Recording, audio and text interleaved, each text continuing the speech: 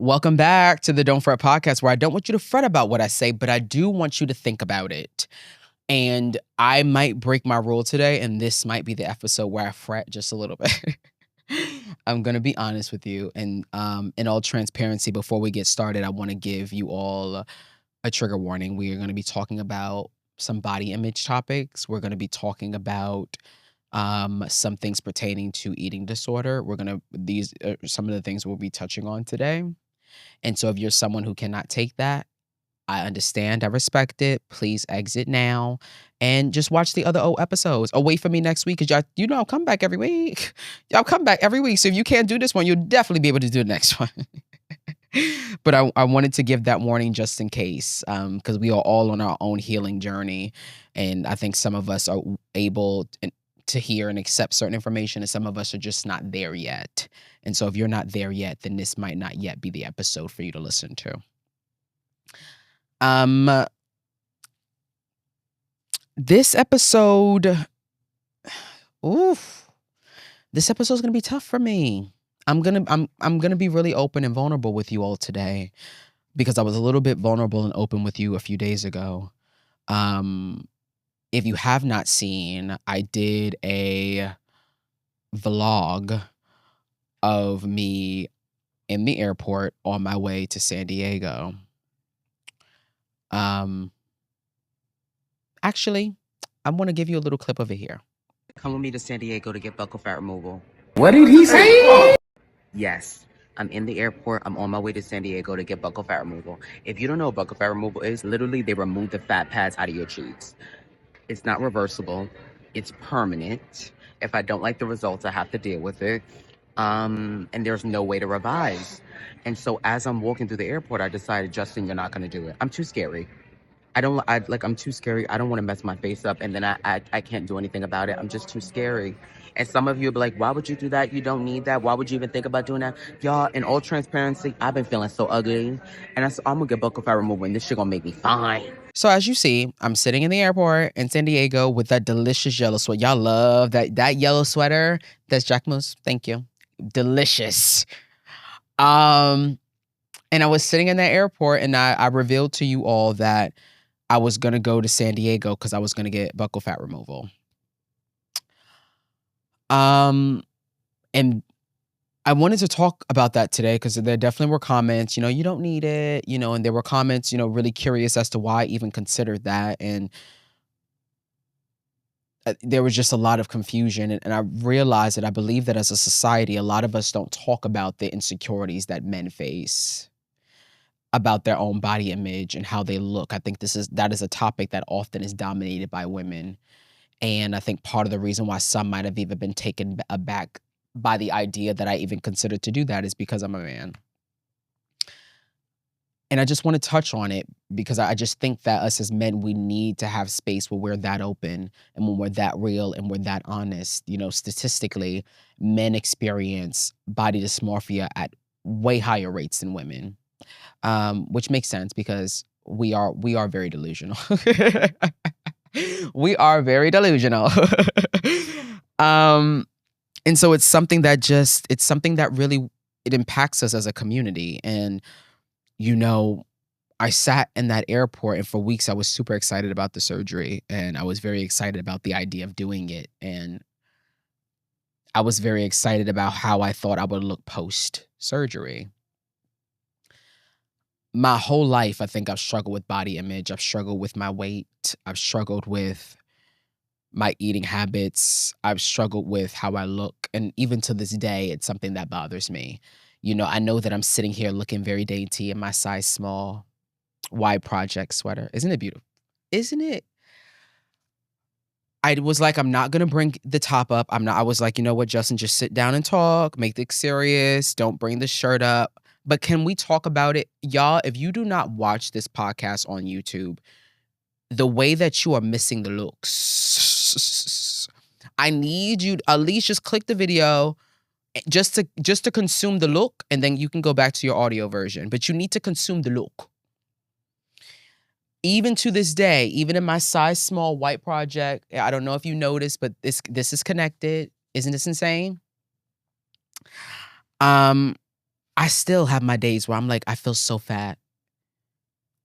I still have my days when I feel extremely overweight.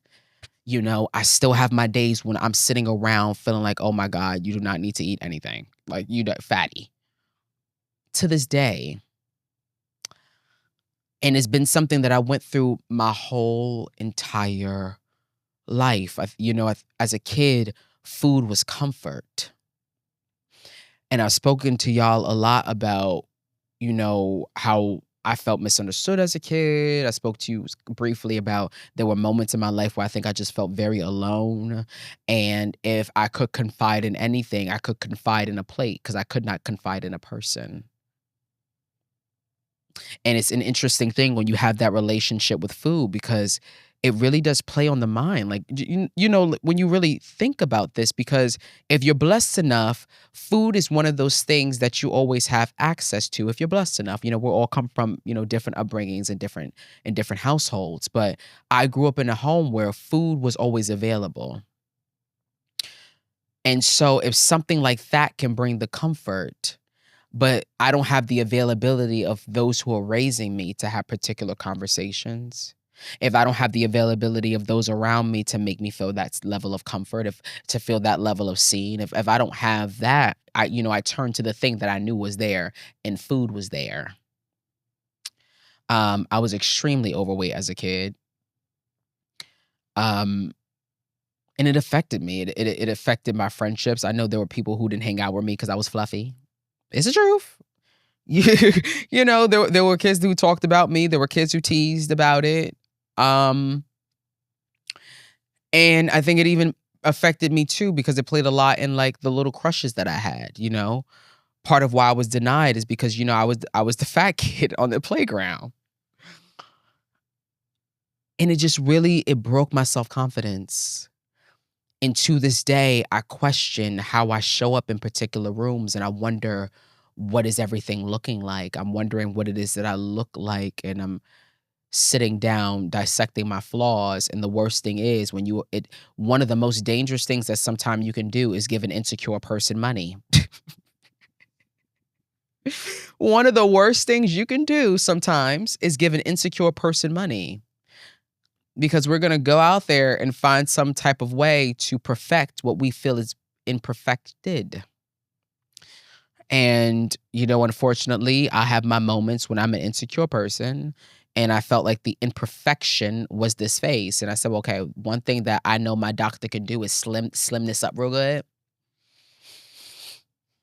Make it a little hollow in the cheek and really do what needs to be done. But I didn't do it because, buccal fat is permanent. Like I said in that video, it is permanent. It is not reversible. And I didn't want to make a certain decision that I couldn't come back from. And I didn't want to make a decision that was stemming from insecurity rather than stemming from a sense of improvement.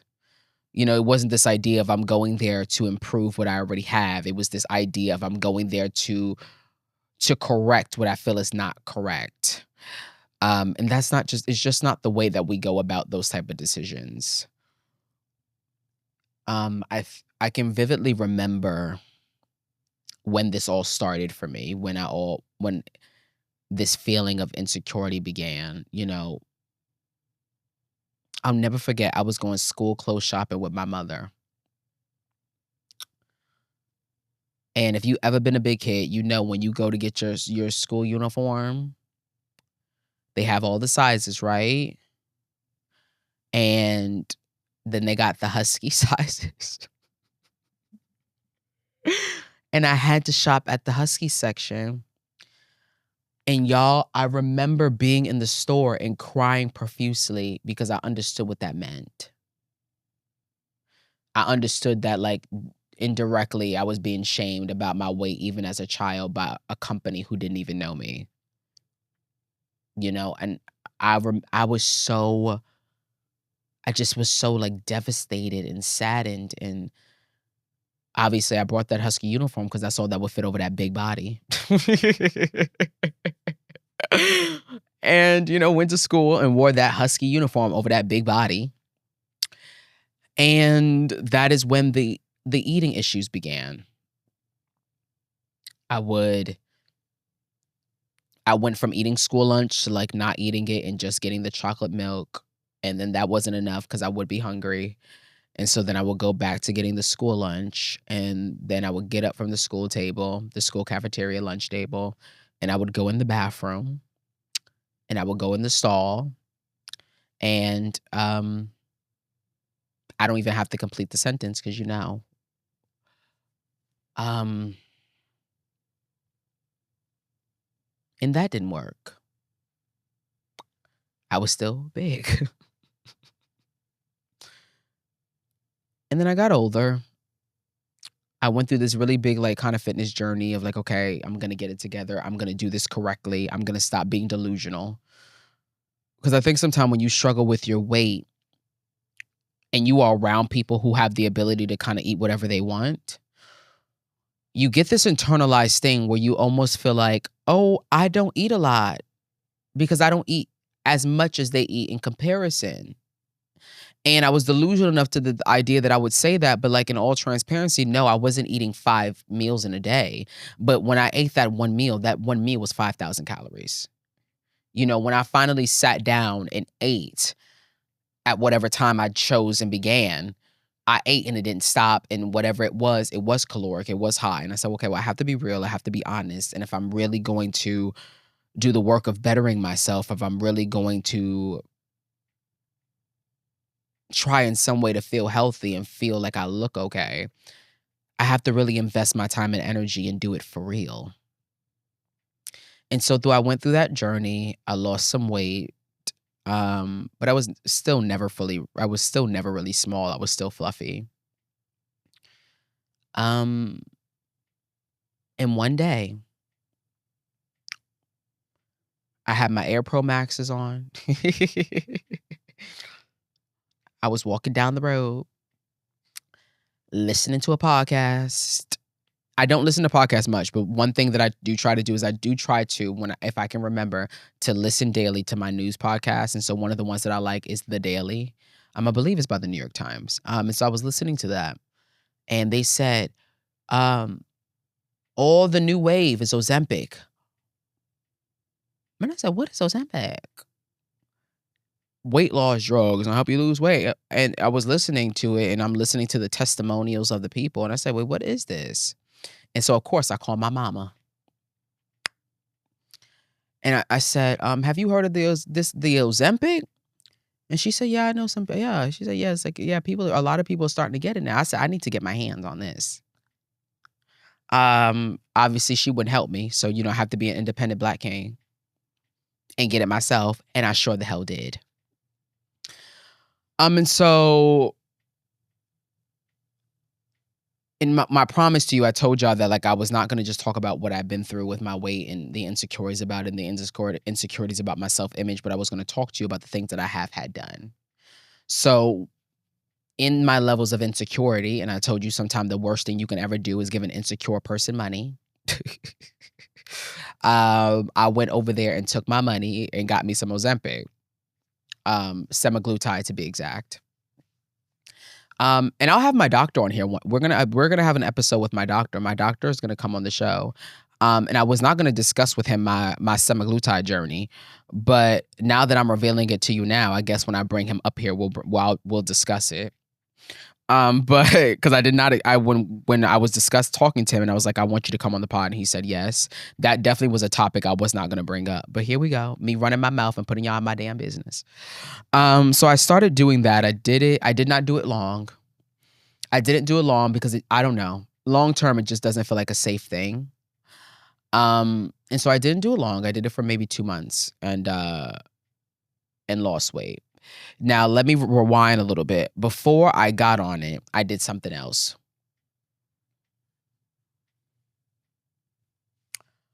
Before I got on it, oh my God, y'all are so nosy. I can already feel you at the edge of your seat. Like, wait, you did the what? Yes, I did do Mama O. And what? Yes, I did do Mama O. My mama always Ozempic. It's not Oprah. My mama always Ozempic. I sure the hell did do mama O. No shame in my game. Do you see how good I look at my Y project? Are you kidding me? Are you kidding me? If Mama O never came into my life, you would have never seen me in a size small Y project. Are you kidding me? But I'm not on it anymore. So I haven't been on it in a while, to be honest. And I didn't gain any of the weight back.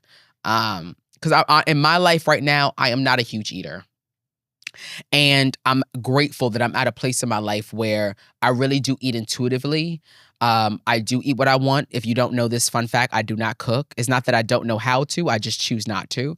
And so you will often bump into Justin leaving a restaurant to this day. And if anybody has ever had the privilege of going out to eat with me, which that is one of the plans that I have for this podcast as we continue to grow and as we continue to build the community, I definitely want to have community events. And one of the community events is I definitely want us to like rent a space and have dinner together. So y'all can definitely see me chow down because I'm going to chew. If there's one thing that I will forever and always do, I'm going to chew, whether big or very small. So I like, I didn't gain the weight back because I really have built a new relationship with eating, and I really do eat intuitively. And if I'm full, I'm full. And if I'm not hungry, I'm not hungry. And growing up, I just think I didn't have that relationship. I ate out of boredom. I ate out of loneliness. I ate out of comfort. I ate out of just the need to be doing something because I felt like I had nothing else to do. And I'm just not there anymore. And that was a big conversation that I had with the doctor before I decided to go on Ozempic. Is I was telling him, I was like, well, a lot of people gain weight. I was like, I don't want to gain the weight back. Partially because that's just embarrassing. To see somebody drop weight, especially you're dropping weight fairly fast, and then all of a sudden you picked it up again 5 days later. I was like, I couldn't even have that conversation. I can't have it with my friend. I can't have that conversation with my tailor. Because she's definitely gonna be like, wait, but we just brought it in last week. You need me to bust open. You need me to stretch. I'm not having that conversation with her either. And and he said something to me that really gave me the green light. He was like, you're someone who's very dedicated to like being healthy and living better and to really make the change. You don't strike me as an example of the person who's gonna gain the weight back. And I'm grateful that he was correct because I really have not. But prior to me doing Ozempic, semaglutide, prior to me doing it, I did lipo first. And it just was not enough for me. I did lipo, but I didn't do traditional lipo because I cannot sit around talking about I don't like my body and then I'm gonna have some holes in the body when y'all see it. Not I. So I did not do traditional lipo. I did injections. I did liquid lipo. Which basically is you in your areas of choice, they'll put in an injection. And over time, it essentially dissolves the fat, and then the fat will then escape the body in various ways. If you don't know how fat loss kind of works, fat loss is going to leave. You're going to lose the fat in your sweat. So when you're working out, you're going to lose it when you pee, or you're going to lose it when you're doing things that I do not care to talk about because I think that's gross. Reading between the lines. And so that is sort of where the fat would escape. And so I did injections before I decided to go on that because I just felt like I was seeing results, but it just wasn't, I needed a full-blown weight loss transformation for me. And so I did it in my chest. I did it in my chest maybe 4 times. I did it in my stomach. I did it in my stomach, I think, twice. In all transparency, when I started these journeys, I wasn't super big. But I was bigger. If I really feel like really being transparent with y'all, I will put clips in this episode. I'll see how I feel. I haven't decided because I recorded the whole journey. I was going to do a vlog of it. And then I was like, no, you're sharing too much. And then, yeah, here we are. Because y'all nosy. And so I had to talk about it, and I put y'all in my business, and I did that video in San Diego, and I was like, I have to kind of discuss this further just because I want people to understand there's nothing wrong with wanting improvement, and there's nothing wrong with wanting changes, and there's nothing wrong with being at a place in your life where you're really not cozy in who you are. And to this day, no matter how much I pour into y'all and encourage y'all, you have to understand that sometimes when I'm screaming at that phone to you, I'm talking to me. And I'm trying to be encouraged, and I'm trying to be uplifted, and I'm trying to believe in me as much as I want you to believe in you.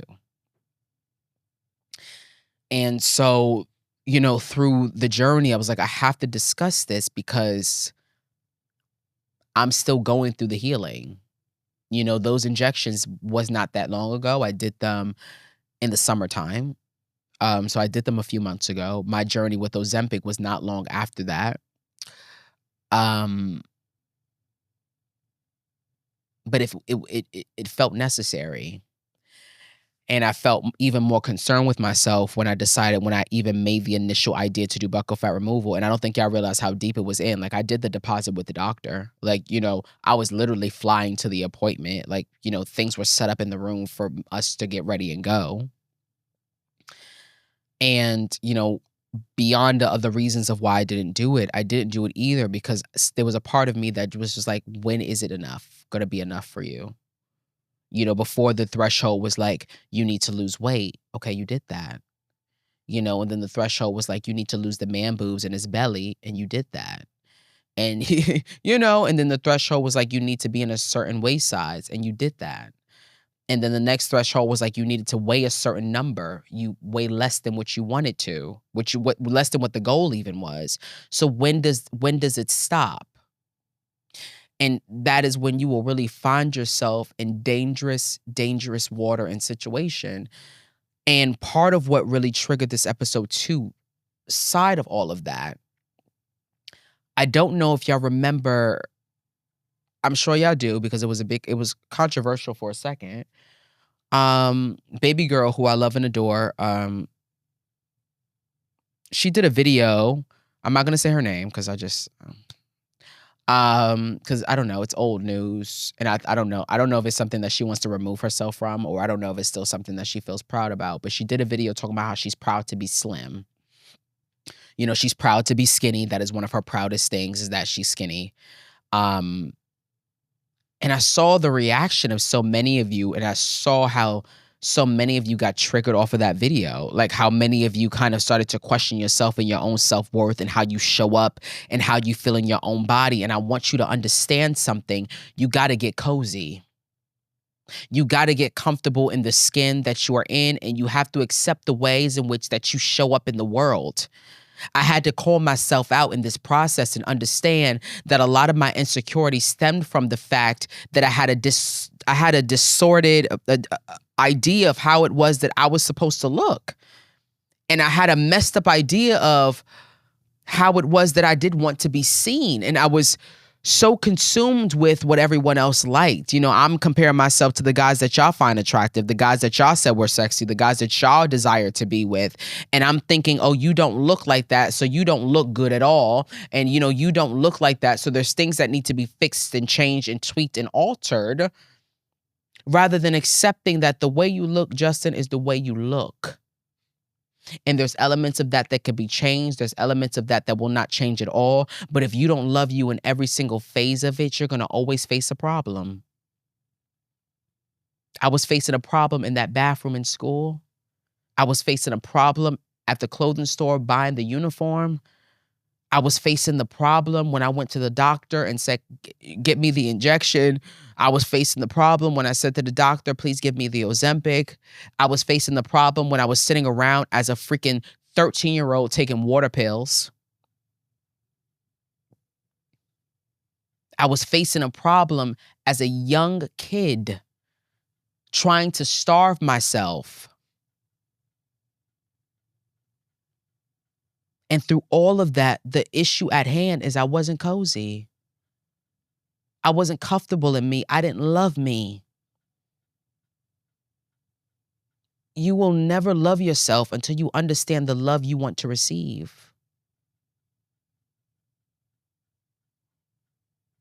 I didn't know how to give the love to me. I didn't know how to love on me. And I didn't know how to be at a state in my life where I loved me. And so here I am trying to receive it in all these other ways, trying to value myself in all these other ways, and trying to find ways to heal what's going to forever be messed up until I do the internal work. I told you that the purpose of this show, Forever and Always, is to discover the things that are delaying us from being the person that we are meant to be, and to do the work to be mended, to be healed from the things that have broken us, to be healed from the things that have destroyed us. How I look at myself for so long destroyed me. And the only way that the only way I've been able to get to this place in my life, to be honest with you, is because I've done the work. I'm not embarrassed to say, if I was not where I'm at right now physically, we wouldn't have no damn pocket. You were not gonna have me on no camera. You weren't gonna have me here. I'm gonna be real with you. Me some months ago, would have never been comfortable to sit on this camera and do a YouTube video for you. Never. I've gotten so comfortable enough that when the engineer sets the room up, we thank him. When the engineer sets the room up, I'm like, no, stretch that camera out. They need to see more of me. Wait, hold on, wait, put it back a little more. They need to see more. I never would have done that. And so it's a sign of the growth. It's a sign of the growth, but there's so much more growth to do. Can I tell you when I really knew I was down bad? And I said this to a friend, and he felt so sorry for me when I said this, but it was the truth. It's my truth. I really knew that I was down bad because for so long, this is sad. Oh God. Don't feel bad for me. I'm not there anymore. But I'm not at this place with anything anymore. But for so long, I didn't date because I was like, you're too young for people to have to experience that body. Do you know what I mean? Like I was overweight. I felt sloppy. I felt gross. And like I'm young and in my 20s. And I'm like, they don't need to be 20 something laid up with somebody body feel like an uncle. No, you're too young for people to have to experience that.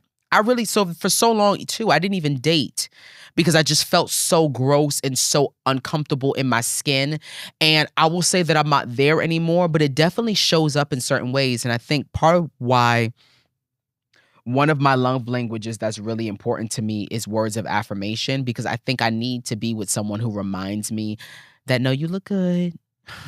You look okay. You're fine. I think you're attractive. And I know that can be extremely exhausting. But that's why I told y'all in the other episodes before is that y'all need to get with a student. You need to get with somebody who's willing to learn you. You need to get with somebody who's willing to learn what you've been through and what it is and where it is that you're trying to go. Because when they really study that type of work, it's not annoying to them. They understand that is the ways in which you feel loved. And even that simple reminder of you look good, I love this outfit on you, you look amazing, I see you, it does wonders for my soul. And it does wonders for the self-worth that I'm trying to do, because I'm a work in progress every single day. And I really thought that I made significant strides with this weight thing. And, being at the airport, really considering altering my face, I was like, oh no, you got a lot more work to do. And I'm going to be real with you. When I decided not to do it, I was going to definitely call my doctor and say, well, can we put the liquid lipo in my face? I was like, well, I don't know. You never said that we could, but can we actually put a little here and a little here? I definitely wanted to ask. I did not. Relax. Some of y'all act like y'all wanted to jump me. The amount of you who are like, please do not touch your face. Please do not touch your face. The amount of you who harassed me after, I was like, please do not touch your face. I'm not going to yet. I'm not going to yet. And, I think this is also going to be an issue that comes up, I think, in this generation, because we have so much access to change the things that we don't like. And we don't really have to sit with it.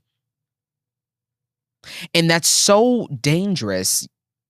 We were at a place in life for a long time where you had to kind of just deal with what it was, and you had to get comfortable with it, and you had to accept it. And at some point you begin to love it.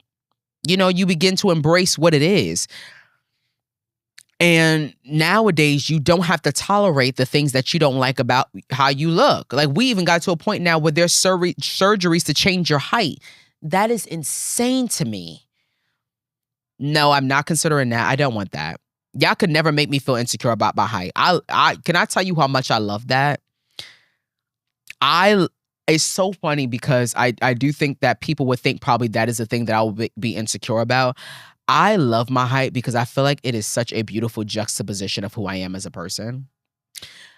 Like, I have such a balance of my masculine and feminine, and we will be talking about masculine and feminine energy and all that stuff in an episode very soon. I have such a balance of that. And people have, a lot of you comment and be like, you have your moments where you seem really mean or aggressive or stern and all of that stuff. And I love that balance because the shortness of me, the smallness of me, like now I'm at a place in my life where I am fairly small, in terms of size too, not just like height, but just like body. The juxtaposition of that, which feels kind of soft and feminine, and then to have like this element of me that does come off really strong and really aggressive and really assertive. And I love that. I love that. I love that. I be sitting sometimes like, Justin, you so delicious. You just be fat sometimes, but you so delicious. I'm kidding. You have to laugh at these things. You have to laugh at these things. You have to laugh at this stuff. But I'm working on it. I'm working on it. I definitely will say that I've worked on my relationship with food, but I think more so now I'm working on my relationship with just my body and just how I show up and just accepting that I am who I am and that this is what this is. And it's difficult. There are still things that I consider doing. I'm going to be honest. And there are things that I definitely still consider improving. There are things that I definitely still consider changing about myself. But I've also promised myself that I'm going to do those things when I'm fully in love with me and all that I am. I used to be really like insecure about my stretch marks. Y'all don't understand. Like, my weight has yo-yoed a lot of my life. This is the smallest I've ever been. My weight has yo-yo for a lot of my life. So I'm one of those people where I have stretch marks everywhere. And that was something that I was insecure about. But now I'm like, those are my battle scars, baby. Baby, that stretch mark was a stretch mark when I was a size 38. Yes. Can you believe my small, short ass being wide like, yes. Yeah, not that there's anything wrong with it. Here we go. I'm going to get canceled this episode. Okay, I'm going to cancel this episode. There's nothing wrong with that. Be who you are. But that was the thing, actually, for real, that bothered me about that TikTok when people were questioning themselves. When I say be cozy, accept who you are and accept how you show up, but also accept the fact that if that is what it is for you, then that's what it is for you. She's not talking to you. She's proud of being skinny. And if you proud of being thick, then be proud of it. If you proud of being being wide and juicy, be proud of it. But there is no reason that you question how you show up in the world based on how somebody else feels about it. There is no reason that you question who you are because you hear somebody talk about who they are. I'm never going to feel insecure about me based on how somebody else feels about themselves. I'm never going to be that dim. My body image concerns, especially as I got older, it had nothing really to do with other people. It had everything to do with my desire to be like other people. You don't feel insecure about you until the world sort of makes you feel that way. You don't feel insecure about your weight until people start to highlight weight issues. You don't feel insecure about the height until people talk about the desirability of a tall person versus a short. It's the outside things that make us not cozy. And when you get to a certain place of self-acceptance and acknowledging who you are and how you show up in the world and loving it despite what people say you should not love about it, that's when you hit a sweet spot. That's when you hit a sweet spot. I titled this episode, I Body Shame Myself, because that's where I'm at now. There's not a person that's walking around talking about he's fat. That's not a thing for me at this phase in my life right now that I know of. I know some of you shady people, you're going to hear this now, and now you're going to say it in the comments thinking you're going to bother me. It won't work. Thank you, because I just measured myself. I'm in the 20s in the waist. Thank you very much. It won't work. It's like those things won't work. They won't work on me, but I titled the episode that because at this point now in my life, like the things that impact my body image, there isn't an outside source. And that is the thing that you have to get to, where when you really feel a way about you, I want it to be a thing that you feel for you, not a thing that you feel because people have said things about you, because people have made you feel a way, because you've heard side conversations about what somebody had to say, and what they said kind of sort of applied to you. They were not talking to you. This is your life. I want you to love you and be comfortable in you and how you show up, because that's what matters most.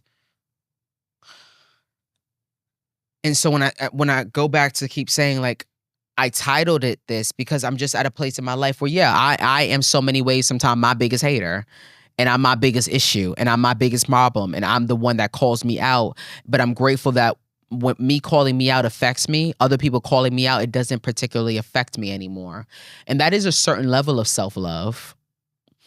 But also the other layer of that self-love is you can't be your biggest critic, because it puts you in a really dangerous situation.